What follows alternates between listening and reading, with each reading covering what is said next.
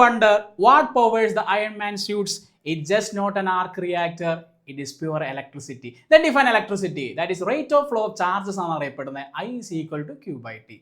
അപ്പോൾ മൂന്ന് കാര്യങ്ങളാണ് മെയിൻ ആയിട്ട് നമ്മുടെ അയൺമാൻ്റെ സ്യൂട്ടിനെ പവർ ചെയ്യണത്. ഒന്നാമത്തത് വോൾട്ടേജ് ആണ്, അത് പുഷിന് നൽകും. Then current, the flow, and the resistance, the obstacle, the most important.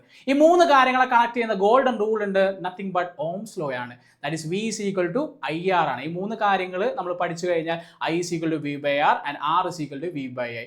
ഈ മൂന്ന് കാര്യങ്ങൾ നിങ്ങൾ ലൈഫിലും ഒന്ന് നോക്കുക.